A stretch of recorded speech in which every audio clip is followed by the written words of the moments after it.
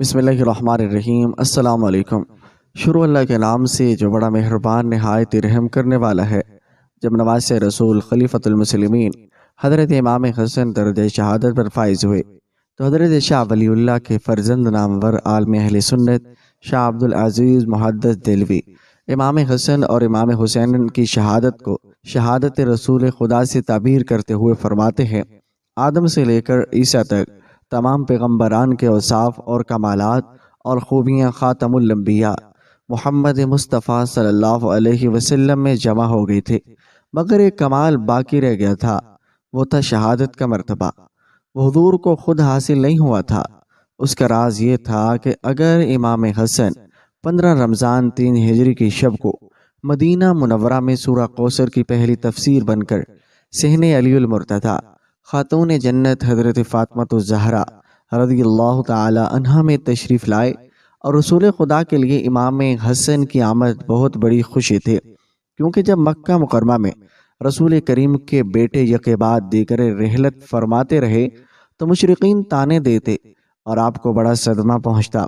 مشرقین کو جواب کے لیے قرآن مجید میں سورہ کوثر نازل ہوئی، جس میں آپ کو خوشخبری دی گئی ہے، خدا نے آپ کو کثرت اولاد عطا فرمائی ہے اور مقطوع نسل آپ نہیں ہوں گے بلکہ آپ کا دشمن ہوگا۔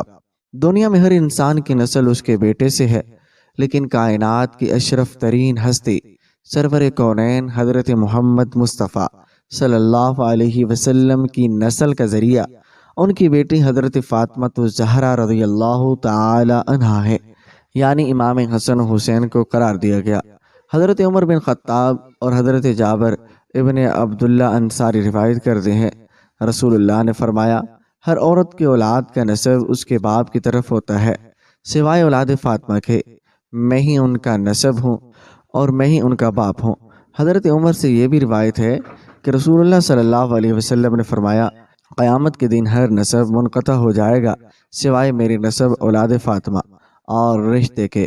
اور ناظرین گرامی، نصاری نجران کے ساتھ مباہلہ کے لیے بھی رسول خدا امام حسن و حسین کو اپنے فرزندان کے طور پر ساتھ لے کر گئے، اور جس پر قرآن کریم کی آیات گواہ ہے، بہار الانوار میں ہے، جب امام حسن سرور کائنات کی خدمت میں لائے گئے تو حضرت محمد صلی اللہ علیہ وسلم نے نوزائیدہ بچے کو آغوش میں لے کر پیار کیا، اور دائیں کان میں اذان اور بائیں کان میں اقامت فرمانے کے بعد اپنی زبان ان کے منہ میں دے دی۔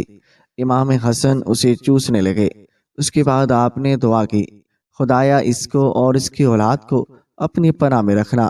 ولادت کے 7ویں دن سرور کائنات نے خود اپنے دست مبارک سے عقیقہ فرمایا اور بالوں کو مڑوا کر اس کے ہم وزن چاندی تصدق کی، اور اس کے بعد حضرت صلی اللہ علیہ وسلم نے حضرت علی سے پوچھا، آپ نے اس بچے کا کیا نام رکھا ہے اور کیا سوچا ہے؟ امیر المؤمنین نے عرض کی، آپ کر سبقت میں کیسے کر سکتا ہوں اور کیسے کر سکتا تھا؟ پیغمبر نے فرمایا، میں بھی خدا پر کیسے سبقت کر سکتا ہوں؟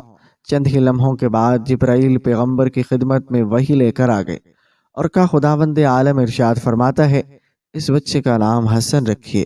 تاریخ خمیس میں یہ مسئلہ تفصیلاً مذکور ہے اور ماہرین علم النساب بیان کرتے ہیں۔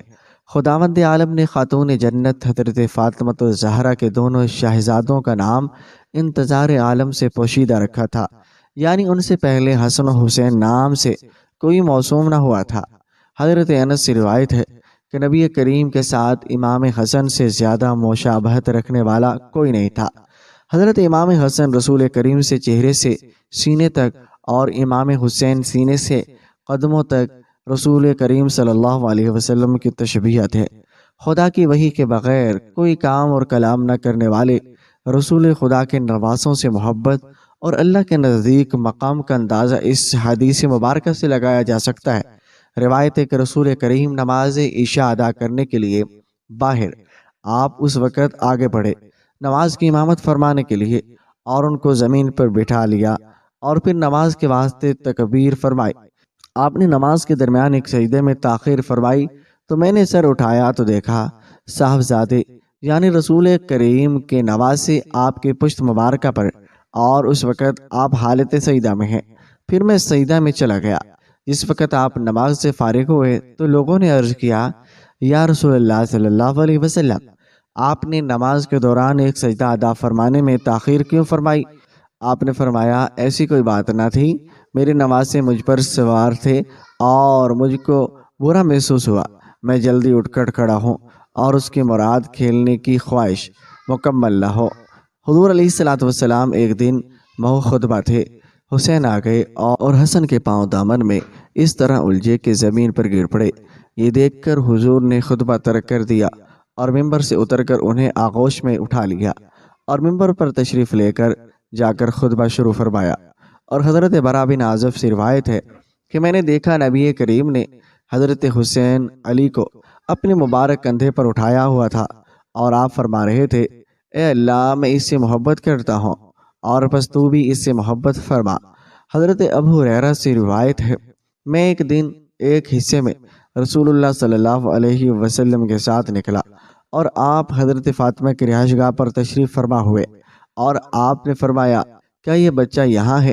یعنی امام حسن۔ تھوڑی ہی دیر میں وہ دوڑتے ہوئے آ گئے، یہاں تک کہ دونوں ایک دوسرے کے گلے سے لپٹ گئے۔ آقا و مولا نے فرمایا، اے اللہ، میں اس سے محبت رکھتا ہوں۔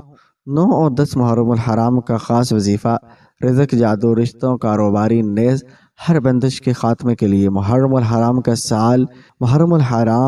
سال کا پہلا مہینہ ہے۔ حدیث مبارکہ میں ہے کہ رمضان کے روزوں کے بعد ماہ محرم کے نفلی روزے سب سے افضل۔ 9 اور 10 تاریخ کو آیت الکرسی کا یہ عمل آپ کی بڑی سے بڑی مشکل پریشانی ختم ہو جائے گی۔ اور اگر کوئی کام رکا ہوا ہے اس کی نیت کریں۔ کوئی شخص چاہتا ہے کہ اس کے بچوں کی شادی ہو جائے لیکن اس کے پاس پیسے نہیں ہیں، وہ یہ عمل کرے، کسی رزق کے لیے، تنگی کے لیے، بندش کے لیے، بزنس اچھا نہیں چل رہا، قرضوں سے نجات، کسی جھوٹے مقدمے میں پھنسے ہیں، آپ کا مد مقابل طاقتور ہے، نجات چاہتے ہیں تو آپ چاہتے ہیں، آپ تنگ دستی والی زندگی گزارنا نہیں چاہتے اور نیز کوئی بھی آپ کی دل مراد اور اس کو پورا کرنا چاہتے ہیں تو اس عمل کو ضرور کریں۔ عمل اگر روزہ رکھیں تو بہت ہی اچھا ہوگا۔ 9 محرم کو نماز عصر کے بعد نماز عصر کی سنت اور فرض کے درمیان ہی اپنے لیے، امت محمدیہ کے لیے دعا کریں۔ یہ دعا کی قبولیت کا وقت ہے۔ فرض نماز کے بعد درود پاک نماز والا 21 مرتبہ آیت الکرسی اور 41 یا 129 یا 313 بار پڑھنا ہے۔ جتنا گڑ اتنا میٹھا پڑھیں۔ آخر میں درود پاک 21 مرتبہ پڑھنا ہے۔ اللہ ہم سب کا پڑھنا قبول و منظور فرمائے اور آپ سب کی دلی مرادیں پوری فرمائے۔ ناظرین، اس امید کے ساتھ ہمیں اجازت دیجیے، ملتے ہیں جلد۔